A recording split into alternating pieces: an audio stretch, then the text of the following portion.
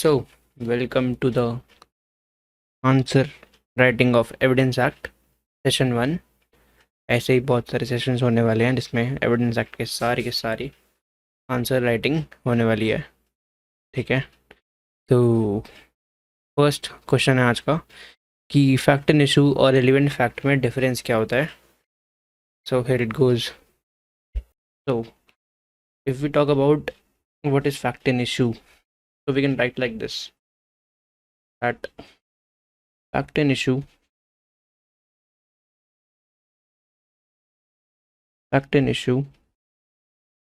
is a principle,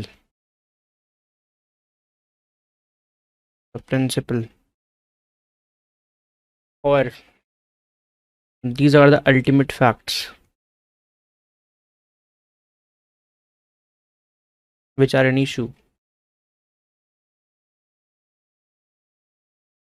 ये बताता है कि जो मेन हमारे अल्टीमेट फैक्ट्स क्या है इशू के अंदर, किस चीज़ के ऊपर बात है, क्या मतलब होता है ना कि ए और बी अगर एक चीज़ के ऊपर लड़ रहे हैं, एक घर के ऊपर लड़ रहे हैं, तो कोर्ट डिटरमाइन करता है फैक्ट एंड इश्यूज़ को कि हाँ कि क्या ये घर बी का है, क्या ये घर ए का है, इस तरीके से। तो फैक्ट एंड इशू एक प्रिंसिपल या अल्टीमेट फैक्ट्स होते हैं जो इशू में होते हैं। ठीक है, या फिर इसको हम फैक्ट एंड इशू की जगह लिख सकते हैं fact which are in dispute. ठीक है, इसके बाद इसको फैक्ट एंड इशू को हम बोलते हैं factum probandum. Basically we can write like this, it is also called factum probandum।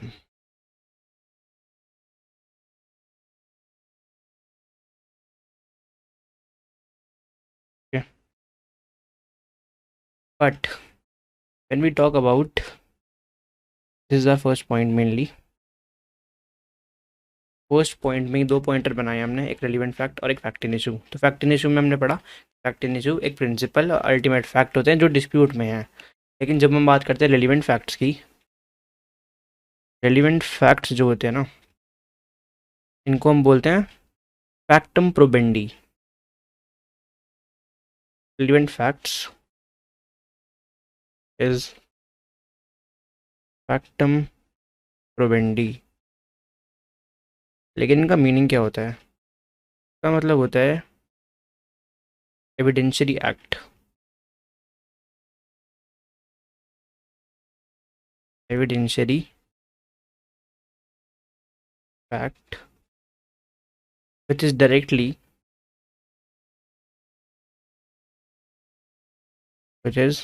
directly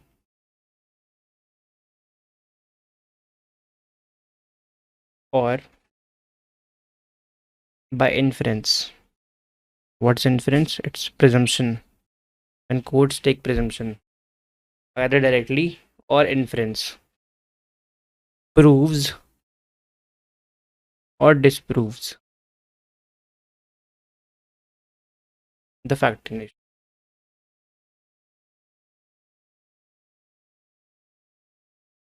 That means कि कोर्ट फैक्ट इन इश्यूज़ को फ्रेम करता है, और जो रिलेवेंट फैक्ट होते हैं जो दोनों पार्टीज प्रेजेंट करती हैं, बताती हैं, वो बताते हैं कि या तो वो जो फैक्ट इन इशू को डिसअप्रूव करते हैं या अप्रूव करते हैं, या तो डायरेक्टली या फिर प्रिजम्पशन से। उसके बाद सेकंड पॉइंट आएगा इसके अंदर, वो आएगा कि फैक्ट इन इशू मेनली होते क्या हैं। Fact in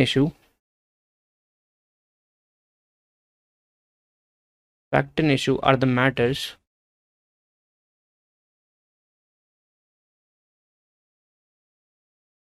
which are in dispute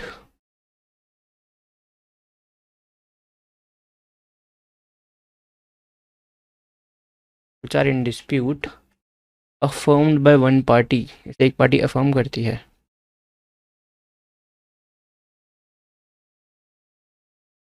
by one party, okay, it is affirmed by one party and denied by other। एक पार्टी से फॉर्म करती है, दूसरी डिनाई कर रही है, सीधी सी बात है ना। जब हम बात करते हैं कि क्या ये घर ए का है, ए बोलता है मेरा घर है, बी बोलता है नहीं इसका नहीं मेरा घर है, तो कोर्ट इनको देखकर फैक्ट एंड इश्यूज क्रिएट करती है, क्योंकि यहाँ पे डिस्प्यूट एक पार्टी अफर्म कर रही है और दूसरी डिनाई कर रही है। ठीक है। इसके बाद जब हम बात करते हैं रिलीवेंट फैक्ट्स की, जब हम बात करते हैं रेलिवेंट फैक्ट्स की, relevant facts are not themselves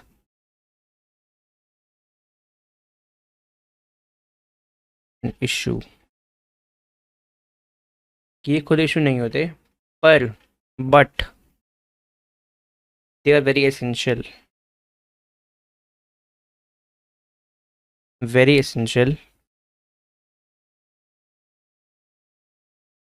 इस चीज़ में, किसमें एसेंशियल होते हैं, बड़ा था पर भी ये प्रूफ करते हैं फैक्ट एंड इशू को, तो डिस्प्यूट को मेनली डिसाइड कराने में हेल्प करते हैं।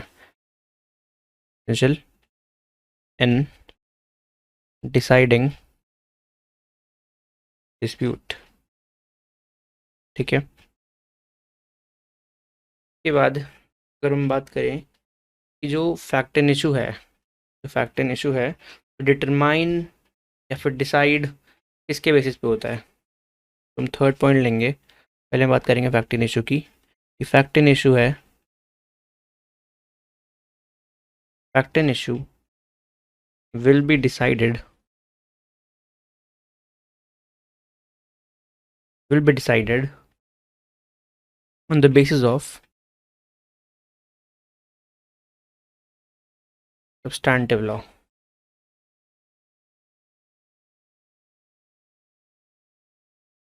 ठीक है।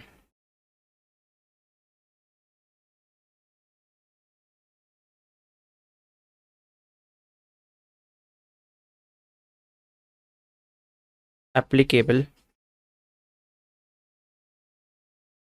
ऑन डिस्प्यूट, जो सब्सटैंटिव लॉ उस डिस्प्यूट पे अप्लाई करता है उसके बेसिस पर फैक्ट एंड इशू डिसाइड होगा। सिंपल सी बात है, अगर हम घर की बात ही करें तो ट्रांसफ़र ऑफ प्रॉपर्टी एक्ट है यहाँ पर। ठीक है। नेगोशिएबल इंस्ट्रूमेंट एक्ट है, अगर चेक का केस आ रहा है तो, या फिर और हम बात कर सकते हैं कि रजिस्ट्रेशन एक्ट, ये सारे एक्ट्स होते हैं। अगर कोई क्राइम हुआ है तो आईपीसी आ गया हमारा। ठीक है ना। तो fact and issue will be decided on the basis of substantive law applicable, applicable किस चीज़ के ऊपर, अपॉन द डिस्प्यूट। ठीक है। या फिर और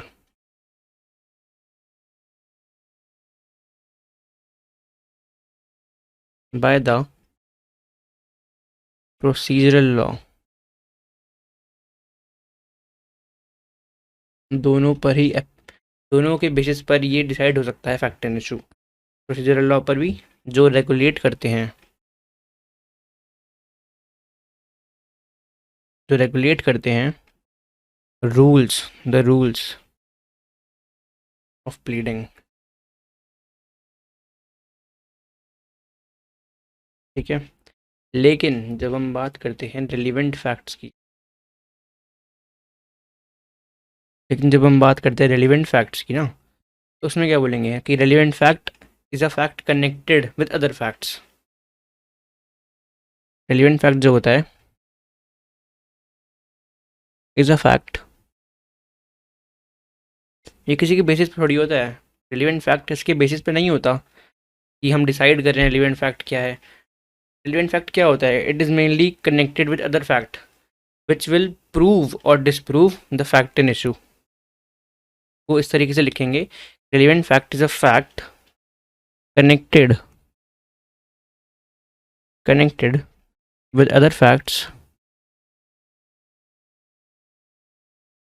with other facts to prove या फिर disprove the fact in issue।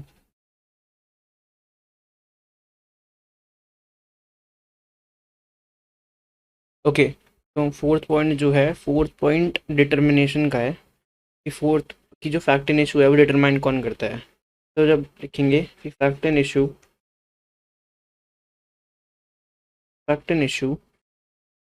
Are determined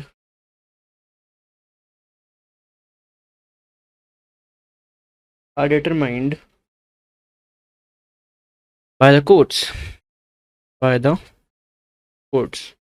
मैंने शुरू में बताया था जो फैक्ट एंड इशू है वो कोर्ट्स डिटरमाइन करते हैं। किसको देखकर करते हैं, लेकिन कुछ चीज़ होगी ना, ऑन द बेसिस ऑफ, कुछ बेसिस होता है, on the basis of,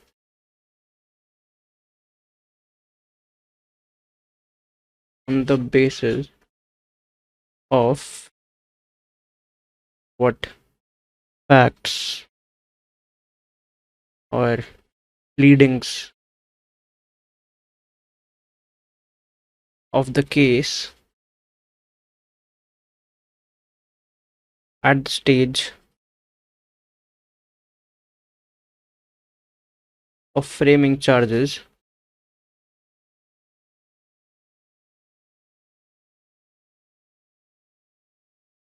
or framing issues।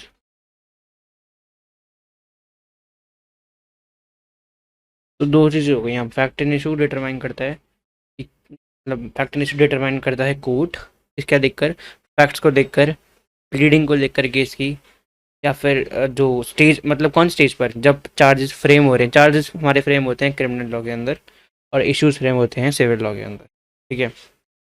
तो ये बात हो गई हमारी फैक्ट एंड इशू की। लेकिन जब हम बोलते हैं रिलीवेंट फैक्ट के बारे में, relevant fact are taken into account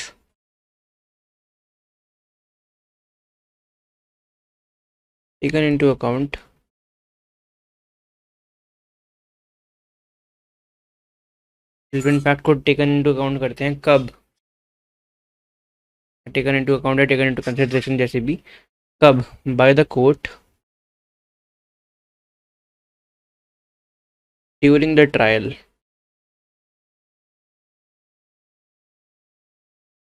जब जब जो दोनों पार्टी होंगी वो अपने फैक्ट्स बताएंगी कि हाँ अरे हमारे लिए कि ये एक घर है, अगर घर की बात कर रहे हैं मेनली हम, कि इस घर का अगर एक एक पर्सन है, ए है और एक बी है, ठीक है। अगर ए बता रहा है कि ये मेरा घर है, तो उसको वो प्रूव करने के लिए बताना पड़ेगा कि हाँ ये मेरे रजिस्ट्री के पेपर ये रहे, ठीक है। या फिर विल दिखानी पड़ेगी प्रूफ करने के लिए कि हाँ ये मेरा घर है।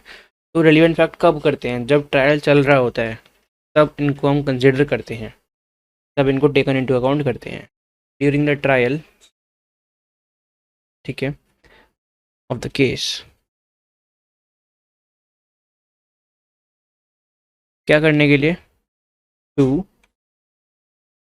Prove the fact in issue, ठीक है। के बाद अगर हम बात करते हैं कि कि कि जो फैक्ट इन इशू है, फैक्ट इन इशू है, क्या वो बेसिस है लॉ ऑफ एविडेंस का? What is the answer? The answer to this question is yes. जो फैक्ट एंड इश्यूज होते हैं, fact and issue are basis of law of evidence,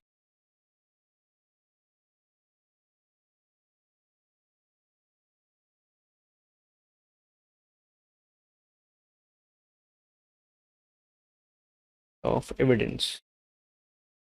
लेकिन जो रेलिवेंट फैक्ट्स होते हैं ना, while the relevant facts,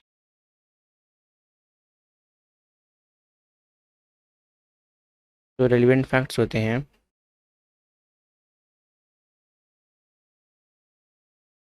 they are the part of law of evidence, ठीक है ना।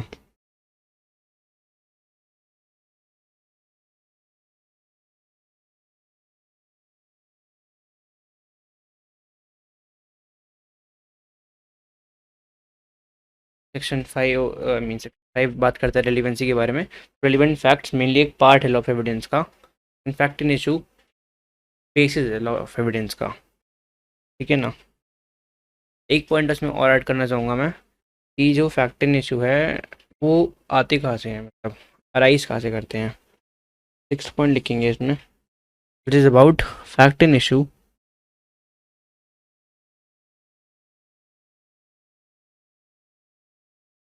Are facts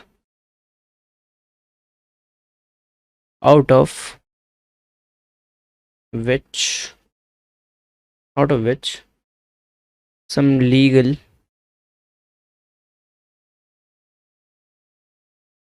rights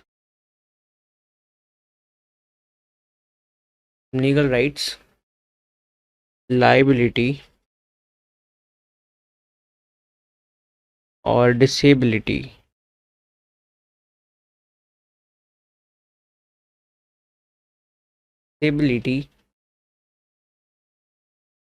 can arise। क्या बोला गया है कि फैक्ट इन इशू वो फैक्ट्स होते हैं जिससे जिससे क्या अराइज होता है, या तो कोई लीगल राइट अराइज होगा, या कोई लीगल लाइबिलिटी अराइज होगी, या फिर कोई डिसेबिलिटी अराइज होगी। ठीक है ना। अगर एक घर का अगर डिस्प्यूट चल रहा है ए और बी का, अभी फ़िलहाल उस घर में ए रह रहा है, तो अगर बी ने प्रूफ कर दिया कि हाँ ये मेरा घर है, फैक्ट इन इशू मेनली एक इसका लीगल राइट बना रहा है उस घर में रहने का, या फिर लाइबिलिटी बना रहा है एक ही कि उसे घर छोड़ना पड़ेगा अब। ठीक है। लेकिन जब बात करते हैं रेलिवेंट फैक्ट्स की, वो बोलते हैं यहाँ पे एक चीज़ और लिख लेंगे, can arise and upon which decisions are made.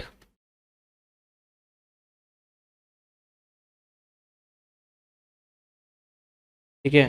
Fact and issue क्या फैक्ट हैं जिनसे या तो कोई लीगल राइट अराइज हो रहा है, या फिर लीगल लाइबिलिटी अराइज हो रही है, या फिर कोई डिसेबिलिटी अराइज हो रही है, और उस चीज़ से डिसीजंस आ रहे हैं कोर्ट के द्वारा।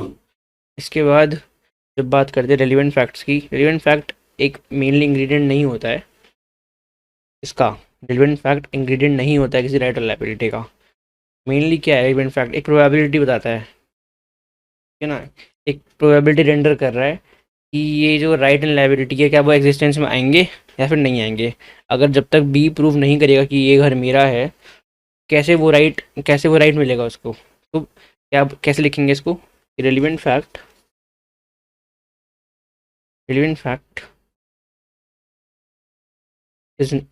is not necessary ingredient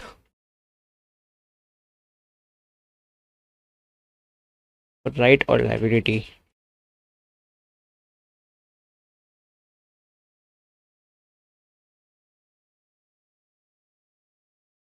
Okay, not a ingredient of a right or a liability, comma, it merely renders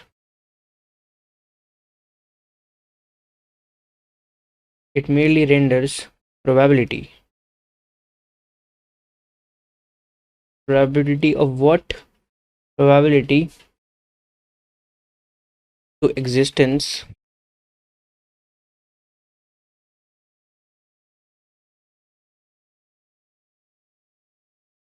and non-existence of that right or liability।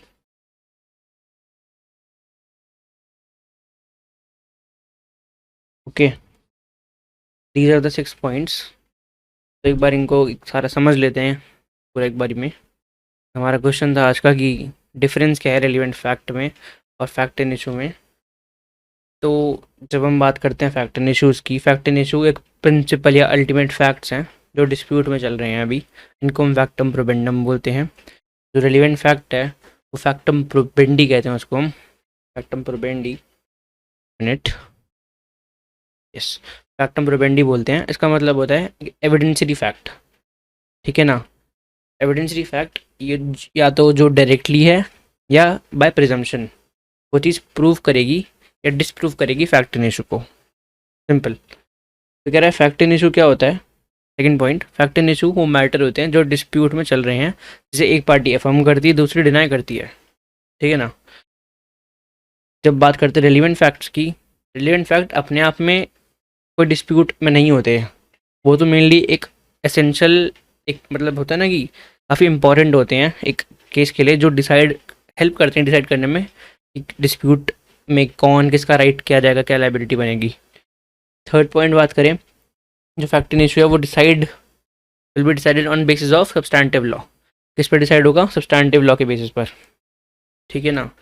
और जो भी लॉ एप्लीकेबल होगा डिस्प्यूट के ऊपर। मैंने एग्जांपल बताया था, अगर चेक का केस है तो नेगोशिएबल इंस्ट्रूमेंट्स एक्ट है, property case TPA transfer of property act, ठीक है ना। या फिर प्रोसीजरल लॉ जो रेगुलेट करता है रूल्स ऑफ प्लीडिंग को। दोनों के बेस पे डिसाइड हो सकता है फैक्ट इन इशू। लेकिन जो रेलिवेंट फैक्ट है वो कनेक्ट होता है विद अदर फैक्ट्स, ठीक है ना, जो प्रूफ करता है या डिसप्रूव करता है फैक्ट इन इशू को।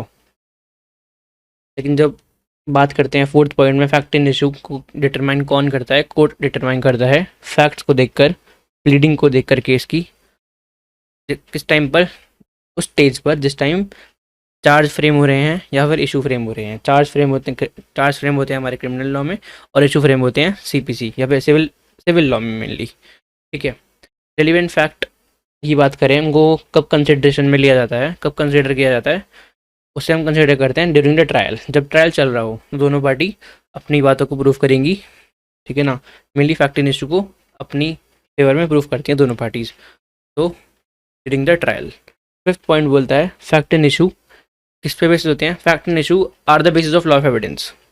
काफ़ी नॉर्मल बात करता है कि फैक्ट एंड इशू है वो बेसिस है लॉ ऑफ एविडेंस का, लेकिन जो रेलिवेंट फैक्ट्स है वो एक पार्ट है लॉ ऑफ एविडेंस का, ठीक है। सिक्स्थ पॉइंट बोलता है कि जो फैक्ट एंड इशू है, फैक्ट